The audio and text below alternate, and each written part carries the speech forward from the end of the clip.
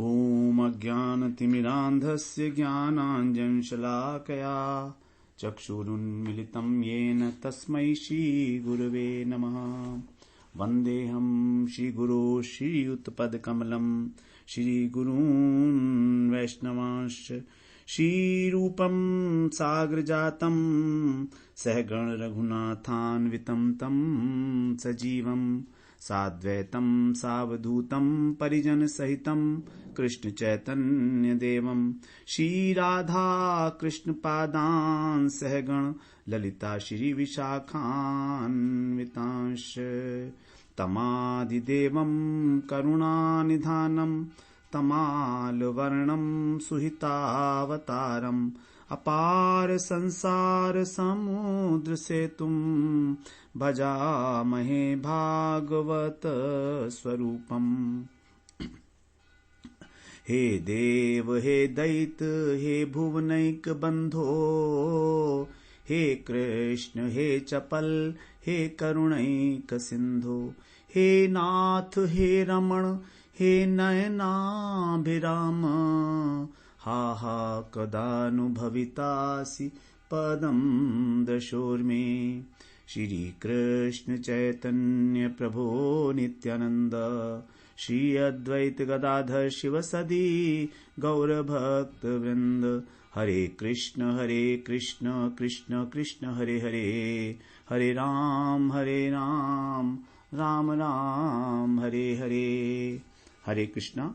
सर्वप्रथम मैं अपने गुरुपाद पद्म ओम विष्णुपाद अष्टोत्तर शत श्री श्रीमद् भक्ति वेदांत माधव गोस्वामी महाराज के चरण कमलों में अनंत कोटि दंडवत प्रणाम ज्ञापन करता हूँ।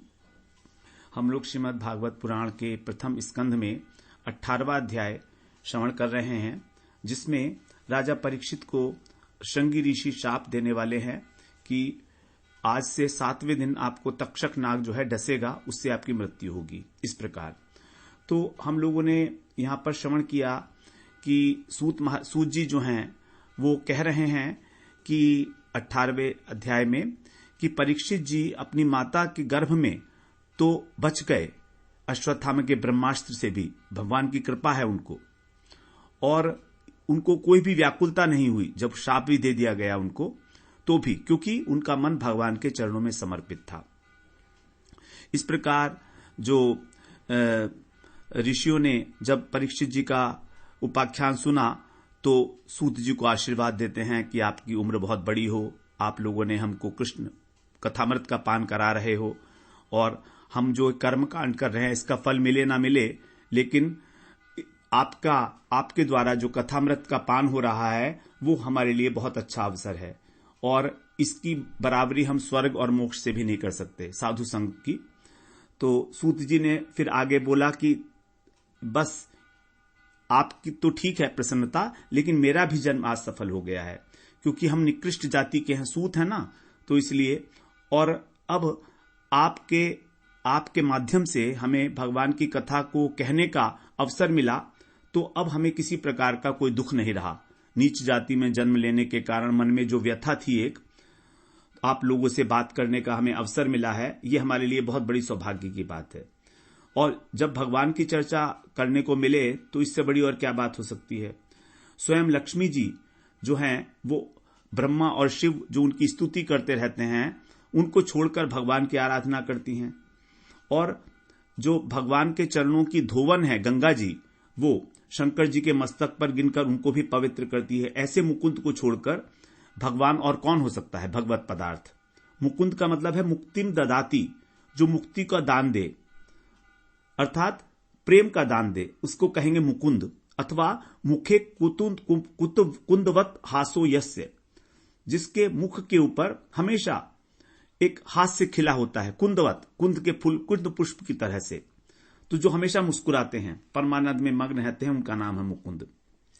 तो केवल श्याम सुंदर, मुरली मनोहर, पीतांबरधारी, नंदनंदन के अतिरिक्त और कोई भगवत पदार्थ नहीं है, और उनसे प्रेम करके अनुरक्त होकर उसमें जो साधक हैं, जो भक्त हैं, वो पारमहंस्यम आश्रम में पहुंच जाते हैं, परमहंस अवस्था को प्राप्त करते हैं, जहां पर अहिंसा और शांति ही परम धर्म है, अपना धर्म हो जाता है स्वाभाविक रूप से। फिर कहते हैं आपने जो प्रश्न किया है मैं उसका वर्णन करूंगा अपनी जानकारी के अनुसार, लेकिन केवल अपनी शक्ति, जितनी मेरे पास बुद्धि है, जैसे चिड़िया आकाश में उड़ती है, आकाश अनंत है, लेकिन चिड़िया अपनी सामर्थ्य के अनुसार वहां तक उड़ती है जहां तक जा सकती है, उसी प्रकार मैं अपनी मति और गति शक्ति के हिसाब से वर्णन करूंगा। तो फिर आगे परीक्षित जी का उपाख्यान है, वो वन में जाते हैं और उनको भूख प्यास लगती है आखेट करने के लिए। तो एक शमीक ऋषि जो हैं उनके आश्रम में पहुंचते हैं। मुनि वहां पर अपना निर्विकल्प समाधि में बैठे हैं, नेत्र बंद किए हुए, और राजा ने सोचा कि शायद ये झूठ मूठ की समाधि है इनकी, मेरी अवमानना कर रहे हैं। तो इस प्रकार उनको जो है, जब उनका स्वागत नहीं हुआ वहां पर, उन्होंने याचना करने पर भी, तो उन्होंने उनके गले में एक सर्प डाला है, वो आगे कहेंगे। तो प्रश्न यहां पर यह था कि क्रोध क्यों आया परीक्षित महाराज को, जो परम भागवत हैं। तो गोस्वामी श्री स्वामीपाद, श्रीधर स्वामी और गोस्वामी जीव गोस्वामी पाद जो है वो कहते हैं कि ये सब कार्य कृष्ण की इच्छा से हो रहा है। वो परीक्षित महाराज को अपने पास बुलाना चाहते हैं भगवान, इसीलिए उन्होंने शमीक ऋषि के जो पुत्र हैं श्रृंगी, उनके द्वारा शाप दिला के सबसे पहले संसार से उन्हें विरक्त कर दिया, और फिर भागवत शास्त्र को प्रकाशित करने के लिए ये सब कुछ लीला की गई है। क्योंकि भगवान अपनी लीलाओं में अपने जो पार्षद हैं, नित्य पार्षद हैं, उन्हीं को अपनी लीला का पात्र बनाते हैं और उन्हीं को कष्ट देते हैं। तो वे अचिंत्य लीला संपादन कर सकते हैं, समर्थ हैं। अचिंत्य अघटन घटन पटैसी, अघटन को घटन करें, घटन को अघटन करने। तो इस प्रकार से साधारण व्यक्ति कभी भी भगवान की लीलाओं में सहायता नहीं कर सकता है, लेकिन जो भगवान के पार्षद हैं वही उनकी जो है वही उसकी लीलाओं में भगवान की सहायता करते हैं। तो यहां पर परीक्षित महाराज को शाप देकर और एक प्रकार से उनकी सहायता की जा रही है भगवान की। तो वास्तव में ये केवल भगवत इच्छा ही प्रमुख कारण है यहां पर। अब आगे कह रहे हैं, हम लोग अब 29वें श्लोक में प्रवेश करते हैं। कह रहे हैं यहां पर 29वें श्लोक में, अभूतपूर्वः सहसा क्षुत्रभ्याम अर्दितात्मनः ब्राह्मणं प्रत्यभूत ब्रह्मन् मत्सरो मन्युरेव च। हे शौनक जी, वे भूख और प्यास से छटपटा रहे थे। राजा सहसा माने अचानक, ऐसा व्यवहार जब उनके साथ देखा, अपने साथ अभूतपूर्व, जो पहला कभी नहीं हुआ था, तो ऐसे भूख प्यास से जो छटपटाए हुए राजा थे, व्याकुल चित्त थे, और अर्दितः माने अत्यंत व्याकुल थे, उन्होंने उन ध्यानस्थ ऋषि के प्रति मत्सर, उनमें दोष बुद्धि रख ली, मत्सरता, और क्रोध भी आ गया। मन्यु एव अभूत, उनमें क्रोध भी उत्पन्न हो गया। अभूत माने उत्पन्न हुआ। तो उन ऋषि के प्रति जो आंखें बंद किए बैठे थे मुनि, उनके प्रति क्रोध उत्पन्न हो गया, क्योंकि ऐसा कभी पहले हुआ नहीं था कि परीक्षित जी का कहीं सम्मान ना हुआ हो। ये पहला कारण। और दूसरा कारण कि उनको भूख प्यास बहुत लगी थी, और तीसरा कारण भगवान की लीला, भगवान की इच्छा। सतु ब्रह्म ऋषेरंसे गता सुमुरंगम रुषा विनिर्गच्छन धनुष्कोट्या निधाय पुरमागमत। सतु, उन्होंने क्या किया, ब्रह्म ऋषि अंशे, ब्रह्म ऋषि के गले में, गतांसु, गतांसु माने जो मर चुका था, जिसके प्राण गत हो चुके थे, वे उरंगम माने सर्प को, रुषा माने क्रोध के कारण, और धनुष की नोक से, धनु कोट्या, धनुष की नोक से उठाया, निधाय माने डाल दिया उसको, और विनिर्गच्छन आश्रम से निकल गए, और पुरम आगमत अपने पुर में आ गए। इस प्रकार से जो उन्होंने अपने धनुष की नोक से एक मरा हुआ सांप उठाकर और उनके गले में डाल दिया और अपनी राजधानी में चले आए। 31वें श्लोक में कह रहे हैं, एष किम निभृता शेष करुणो मीलिते क्षणः मृषा समाधिराहोऽस्मि अस्वित् किम नु स्यात् क्षत्रबंधुभिः। एष किम, राजा ने सोचा कि किम अशेष, अशेष माने संपूर्ण, कारण माने इंद्रियां, तो अपने इंद्रियों को, मन को, और निभृत माने निश्चल करके, मिलित क्षण बंद करके नेत्र बैठे हुए हैं ये, आहोस्वित, अथवा ये सोचा कि क्षत्र बंधु भी, कि अधम क्षत्रियों से किमनु स्यात मृषा समाधि, भला क्या समाधि झूठी समाधि का बहाना किए हुए हैं। इस प्रकार से उन्होंने सोचा कि इन्होंने जो नेत्र बंद कर रखे हैं, ये क्या वास्तव में ऐसा है कि इन्होंने अपनी वृत्तियों का निरोध कर लिया है, अथवा ये सोच रहे हैं कि हमारा इन अधम राजाओं से, क्षत्रियों से क्या प्रयोजन है। ये सोचकर झूठ मूठ का समाधि का ढोंग रच लिया। दोनों बातें हो सकती हैं। ये उस समय उनके विचार आए, या तो झूठ मूठ का समाधि लगा रखी है इन्होंने और इस प्रकार हमारी उपेक्षा कर रहे हैं, हमको अधम क्षत्रिय मानकर। क्षत्र बंधु भी का मतलब अधम क्षत्रिय, क्योंकि राजा लोगों को, जो ऋषि लोग हैं, मुनि लोग हैं, वो अत्यंत जो है सत्कार वगैरह नहीं करते हैं। लेकिन परीक्षित महाराज तो ऐसे नहीं है, मगर उन्होंने ऐसा सोचा। 32वें श्लोक में कह रहे हैं, तस्य पुत्रोति तेजस्वी विहरन बालकोर्भकई राज्ञाघम प्रापितम तातम श्रुत्वा तत्रेदमब्रवीत। उन ऋषि का जो पुत्र था, तस्य पुत्र है, अति तेजस्वी, अत्यंत तेजस्वी था। और वो बालक क्या था? बच्चों के साथ अर्भकई विहरन खेल रहा था।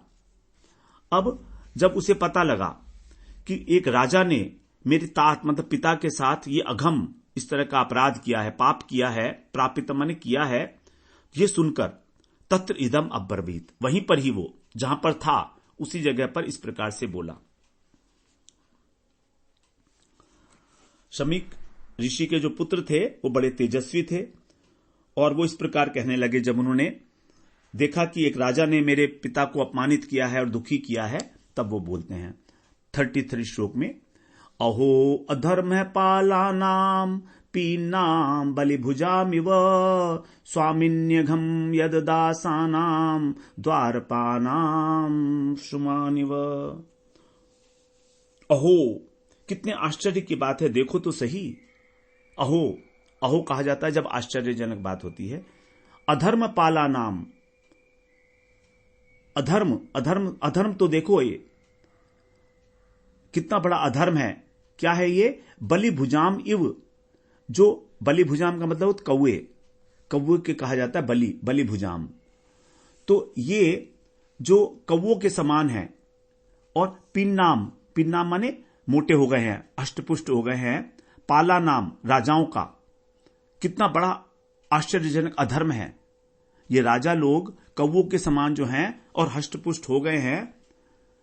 और इनका अधर्म तो देखो, यत द्वारपानाम, क्योंकि ये द्वारपानाम, द्वारपानाम मतलब द्वारपाल के कुत्तों के समान, शुना माने कुत्ते, तो कुत्तों के समान, इव माने समान, दासा नाम स्वामी नघम, सेवकों का स्वामी के प्रति यह अपराध। ये सेवक हैं राजा लोग और ब्राह्मण स्वामी हैं, तो हम स्वामियों के प्रति, ब्राह्मणों के प्रति इनका यह अपराध।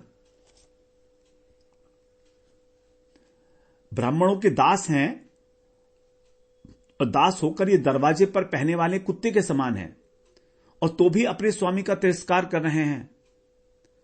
इन द्वारपालों का ये अधर्म तो देखो, राजा बनकर कि इनकी मति कितनी भ्रष्ट हो गई है। इस प्रकार से जो शंगी ऋषि है वो कह रहे हैं कि ये कितना अन्याय कर रहे हैं। जो उच्चिष्ट भोजी कौवे के समान है और ब्राह्मणों के दास होकर दरवाजे पर पहरे देने वाले कुत्ते के समान है, वो 34वें श्लोक में कह रहे हैं, ब्राह्मण क्षत्र बंधुरिहि द्वारपालो निरूपितः स कथम तद्ग्रहे द्वास्थः सभांडम भोक्तुमर्हति। ब्राह्मणों के द्वारा ही, ब्राह्मणई क्षत्र बंधु, ये जो अधम क्षत्रिय हैं राजा लोग, द्वारपाल है, निरूपित है, द्वारपाल नियुक्त किए गए हैं। ब्राह्मणों ने ही इनको, क्षत्रियों को अपना द्वारपाल बनाया है, अर्थात रक्षक बनाया है। और उन्हें क्या करना चाहिए?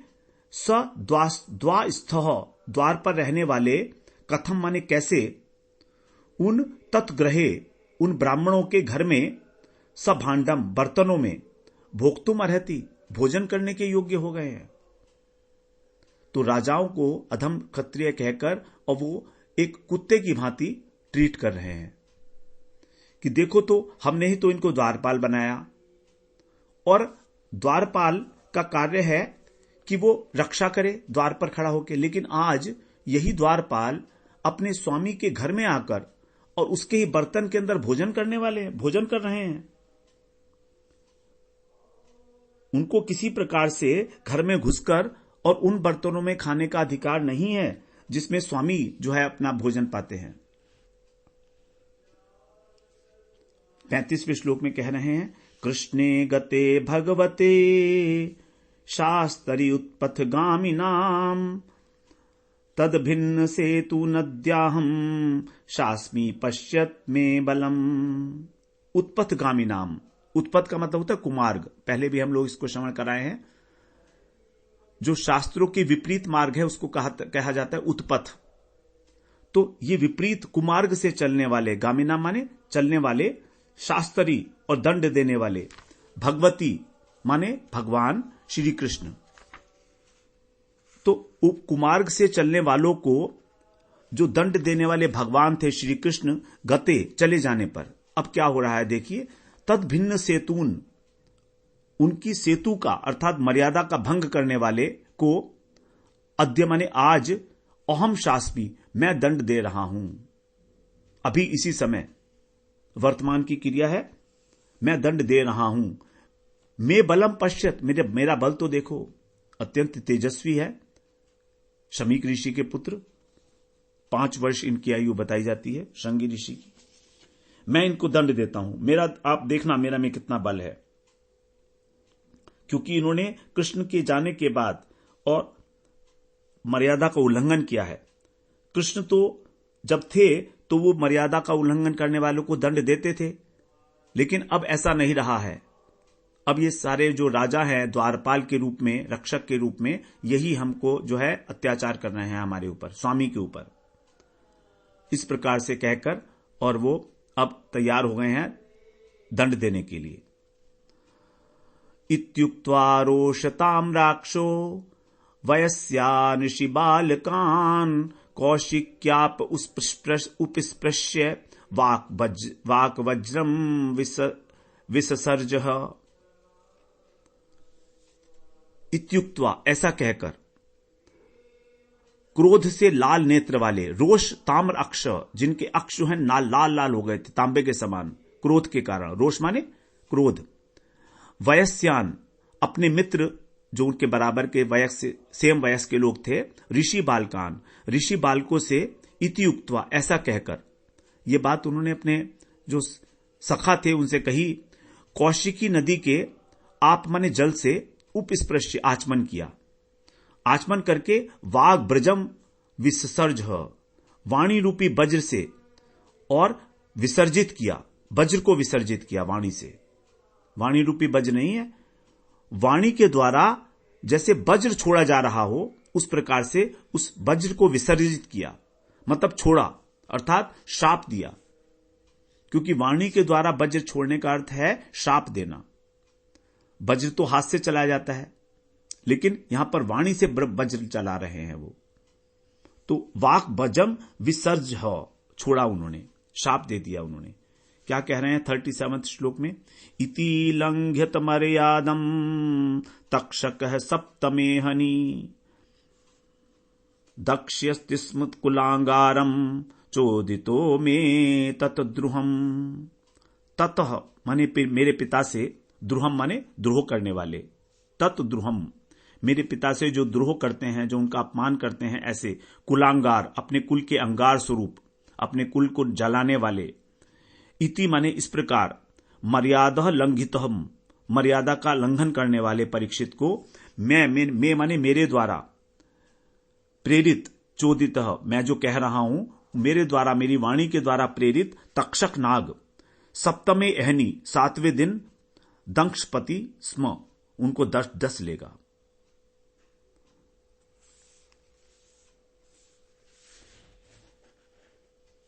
यहां पर दंक्ष्यति माने डस लेगा उनको, 7वें दिन आज से डस लेगा। इस प्रकार से कौशिकी नदी से आचमन करके और मंत्र पढ़ के कोई उन्होंने शाप दे दिया परीक्षित महाराज को, ये कह के कि वो द्रोह करते हैं, कुलांगार हैं, अपने कुल के ऊपर ही वो अंगार स्वरूप हैं और मर्यादा का उल्लंघन किया है, इसलिए वो दंड के अधिकारी है मेरे द्वारा।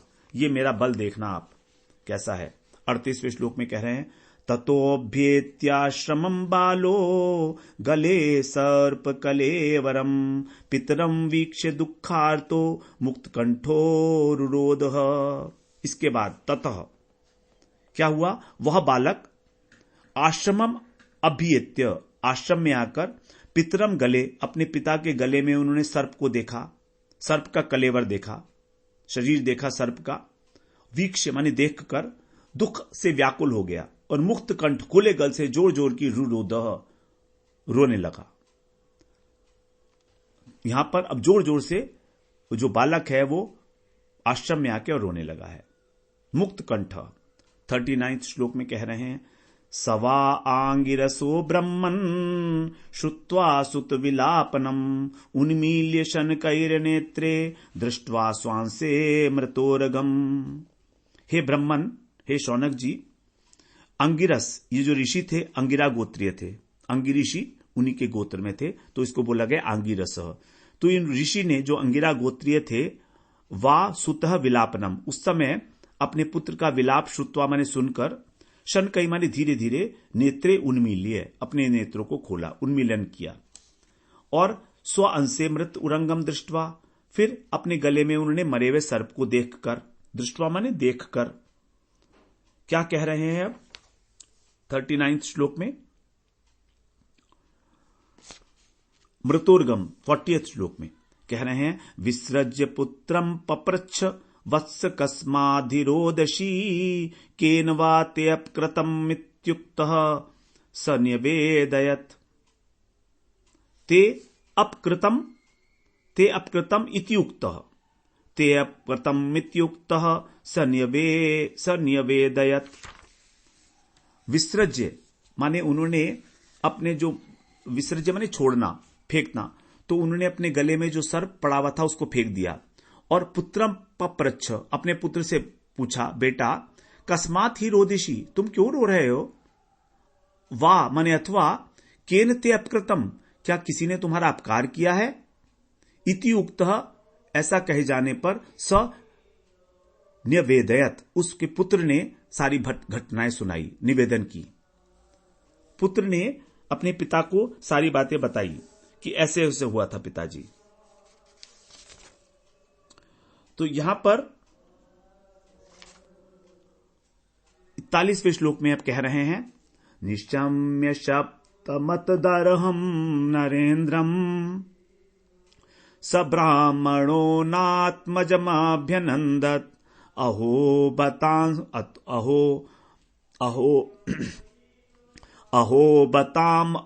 बताम हो महदज्ञते कृत मल्पीयसी द्रोह उरुधर्मोद्धृतः। अतदहरहम माने शाप के अयोग्य, जब उन्होंने बता दिया कि मैंने उसको शाप दे दिया है इस प्रकार राजा को, तो अब ब्राह्मण ने, जो ऋषि थे, उन्होंने सम्राट को जो शाप दे दिया है, नरेंद्रम शप्तम, उनको जो शाप दे दिया है, जो कैसे है, अतधरम, शाप के अयोग्य है, अर्थात उनको शाप नहीं देना चाहिए था इस प्रकार से। तो ये सुनकर, निशम्य माने सुनकर, अपने पुत्र के मुख से ये बात, सब ब्राह्मण है, उस ब्राह्मण ने आत्मजम अभिनंदत, अपने पुत्र का नहीं किया, समर्थन नहीं किया, कहा कि तुमने ये ठीक काम नहीं किया है।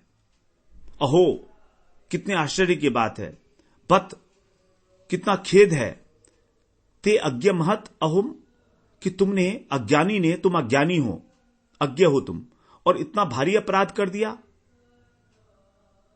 कृतम माने किया है, अल्पीयसी द्रोह, छोटे से द्रोह के लिए, अल्प द्रोह के लिए, और उरु दम है, इतना बड़ा दंड धृतः माने दे दिया।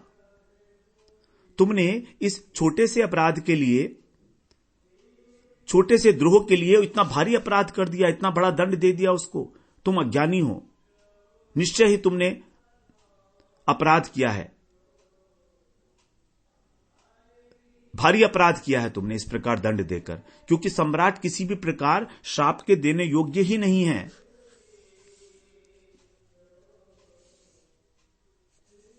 बड़ी खेद की बात है कि तूने उनकी छोटी सी गलती के लिए इतना बड़ा श्राप दिया है उनको।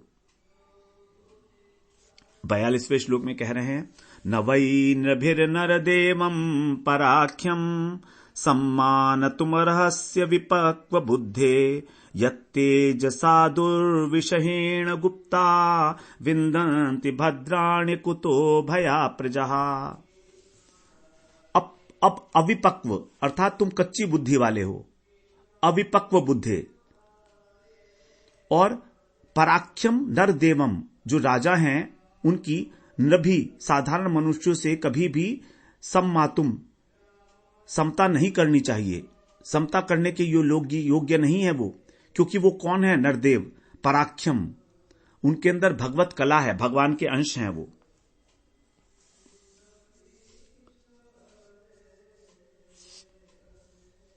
तुम अभी बिल्कुल कच्ची बुद्धि वाले हो।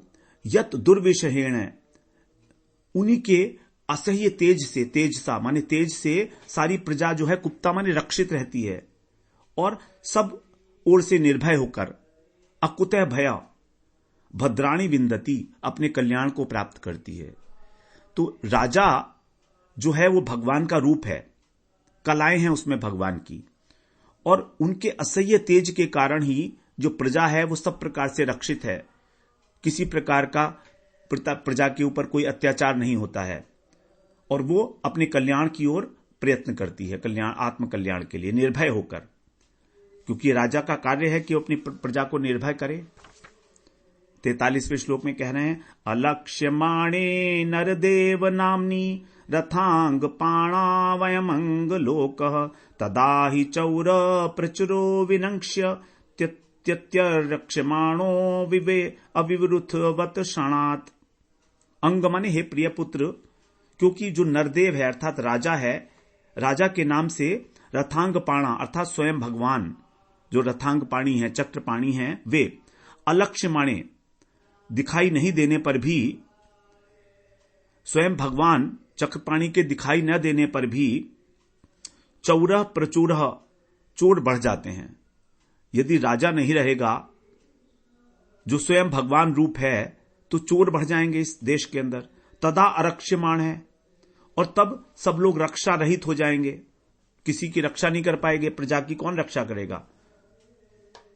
अवि का अर्थ है भेड़ों के समान, वरूथवत झुंडों के समान, भेड़ों के झुंडों के समान, वयम लोके क्षणात् विनक्ष्यति, हम सब लोग जो हैं शीघ्र ही नष्ट हो जाएंगे, विनक्ष्यति नष्ट हो जाते हैं। तो राजा के बिना प्रजा की रक्षा कोई करने वाला नहीं होगा, चोर बहुत बढ़ जाएंगे और फिर सभी आरक्षित जो हैं सारी प्रजा भेड़ों के समान होकर और शीघ्र ही सबका नाश हो जाएगा, क्षणात क्षण भर में सबका नाश हो जाएगा यदि राजा नहीं है, क्योंकि राजा का रूप धर के भगवान ही इस पृथ्वी पर सब लोगों की रक्षा कर रहे हैं। 44वें श्लोक में कह रहे हैं, तदद्यन्य पापमुपेत्य न वयम यन्नष्टनाथस्य वसोर विलुम्पकात् परस्परम घ्नन्ति शपन्ति व्रजन्ते पशून् स्त्रियोर्थान् पुरुदस्य वो जनः। तत् अद्य, अद्य माने अब, अन्वयम माने जो परंपरा है जो चल रही है वो, और अनु माने पीछे बाद में, उसको भी पापम उपैति, उसको भी पाप लगेगा। कारण क्या है उसको पाप लगने का? वो आगे बता रहे हैं कि जो परंपरा चल रही है वर्णाश्रम धर्म की, उसको, क्योंकि नाथस्य नष्ट है, जब स्वामी नष्ट हो जाएंगे, राजा नष्ट हो जाएगा, तो पशुओं को, स्त्रियों को, धन को, अर्थान वसो माने संपत्ति को लूटने वाले, विलुम्पकात पुरु माने बढ़ जाएंगे, ऐसे डाकू दस्य वह। और फिर क्या होगा? जना परस्परम घ्नन्ति, लोग आपस के अंदर एक दूसरे को मारेंगे, वृजंती काटेंगे, शपंती माने शाप देंगे, गालियां देंगे। क्योंकि जब लूट लेंगे डाकू लोग तो सबकी कमी हो जाएगी, धन की, स्त्री धन की, संपत्ति की, पशुओं की, तो फिर आपस में ही सब लोग लड़ मरेंगे एक दूसरे के लिए, अपना जीवन निर्वाह करने के लिए। तो जो परंपरा का है वो पूरा प्रकार से नाश हो जाएगा। आपस में, क्योंकि राजा के न रहने पर लुटेरे लोग बढ़ जाते हैं और आपस में मारपीट गाली गलौज करते हैं और साथ ही पशु पक्षी धन संपत्ति भी लूट लेते हैं। 44वें श्लोक में यह बात कही गई है। 45वें श्लोक में कह रहे हैं तदार्य धर्मस्य विलीयते नृणाम वर्णाश्रमाचार युतस्त्रयीमयः ततोर्थ कामाभिनिवेशितात्मनाम शुनाम कपीनामिव वर्ण संकरः। तदा माने उस समय क्या होगा, वर्णाश्रम धर्म जो है, ब्राह्मण क्षत्रिय वैश्य और शूद्र, और ब्रह्मचर्य गृहस्थ वानप्रस्थ और सन्यास रूपी, ये जो तीन त्रिमयी वैदिक आचरण वाला जो तीन वेदों का आचरण है, तीन वेदों के विषय में बता रहे हैं, ऋग्वेद सामवेद और यजुर्वेद, उनका जो आचरण है वो भी सब जो मनुष्य है उनमें श्रेष्ठ धर्म भी नष्ट हो जाएगा, विलीयते। और तब क्या होगा, अर्थ काम अभिनिवेशित, सब लोग धन में और भोगों के अंदर लग जाएंगे, अभिनिवेश हो जाएगा उनका। इसीलिए इस प्रकार के चित्त वाले लोग शूनाम कपीनाम इव, कुत्तों और बंदरों की भांति वर्ण संकर हो जाएंगे। अर्थात किसी प्रकार की कोई मर्यादा, वैवाहिक मर्यादा नहीं रहेगी किसी प्रकार की भी।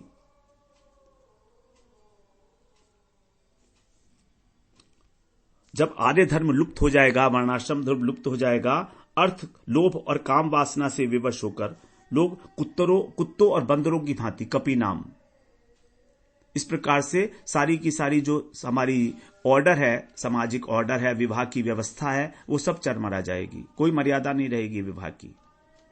46वें श्लोक में कह रहे हैं धर्मपालो नरमतीस तुर सम्राट बृहच्छ्रवा साक्षान महाभागवतो राजऋषियर मेधयाट क्षुत्रट क्षमयुतो दीनो नैवास्मच्छापमर्हति। वे राजा कैसे थे, धर्म का पालन करने वाले थे। धर्मपाल है सम्राट, सम्राट धर्म का पालन करने वाले राजा हैं वे। कौन, परीक्षित महाराज। और विशाल यश है उसका, बृहच्छ्रवा, और साक्षात महाभागवत हैं, भगवान के परम भक्त हैं और राज ऋषि हैं। और हयमेध माने उन्होंने अश्वमेध यज्ञ किए हैं, इसीलिए वो क्षुत त्रिट माने भूख प्यास से परिश्रम होने के कारण कुछ व्याकुल हो गए थे, दीन हो गए थे। अस्मत् शापम नये वहरति, हमारे शाप के योग्य नहीं थे वो किसी भी प्रकार से।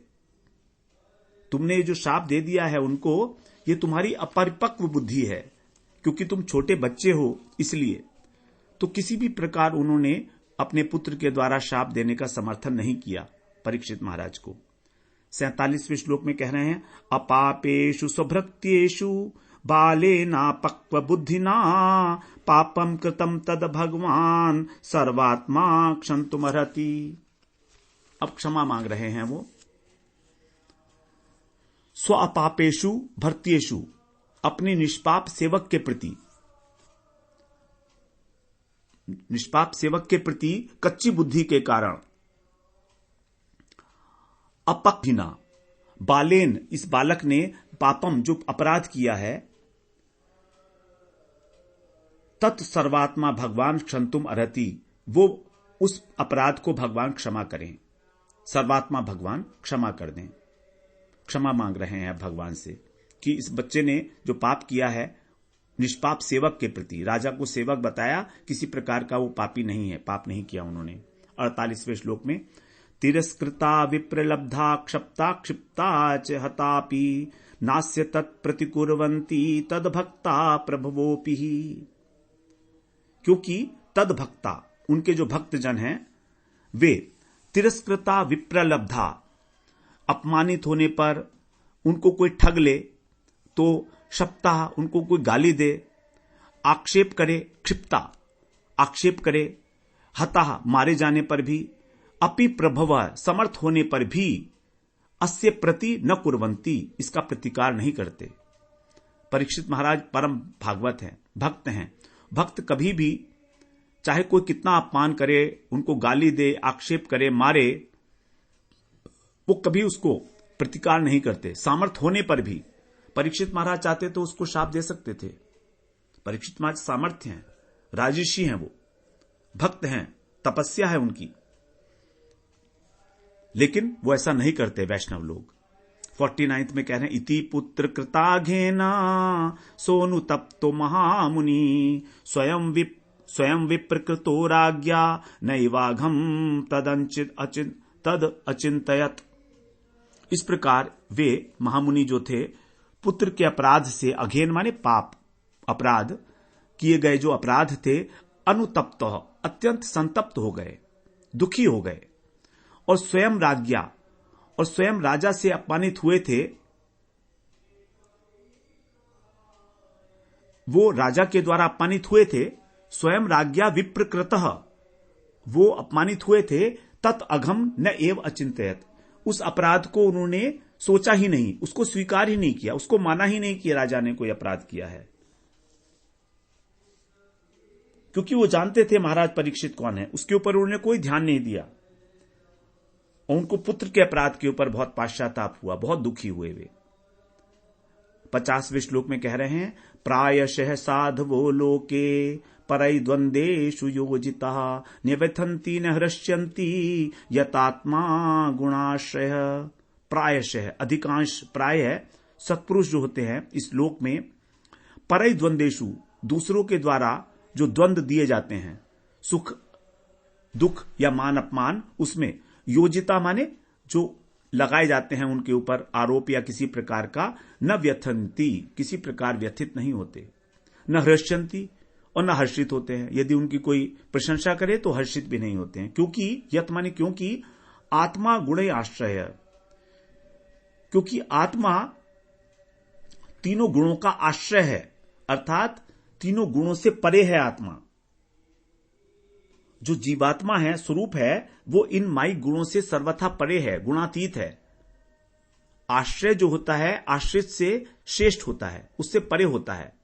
तो आत्मा जो है वो इनका आश्रय है, मतलब इनसे अतीत है। और ये सब कुछ जो है ये शरीर से संबंधित है। हमारा सुख दुख मान अपमान शरीर से संबंधित है, आत्मा का इससे कोई प्रयोजन ही नहीं है। तो फिर मान अपमान के विषय में इतना ध्यान क्यों देना। तो देखिए यहां पर जो ऋषि हैं, शमीक ऋषि, उनकी विचारधारा बिल्कुल ठीक है, और वो उनको बड़ा पश्चाताप हो रहा है कि मेरे पुत्र ने इस प्रकार से जो है शाप दे दिया है राजा को। तो यहां पर ऐसा बोलते हैं कि जब परीक्षित महाराज शमीक ऋषि के पास आए थे तो उन्होंने कई बार पानी मांगा होगा ऊंचे स्वर में। मुनि की समाधि नहीं टूटी, अत्यंत गहरी थी, कोई जवाब नहीं दिया, आंखें नहीं खोली। लेकिन जब लड़का आया उनका तो वो रोने लगा, और तब मुनि की समाधि टूट गई। तो यहां पर जो है कृष्ण की लीला ही है।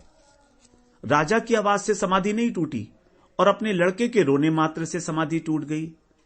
तो इसमें केवल भगवान की इच्छा ही कारण है,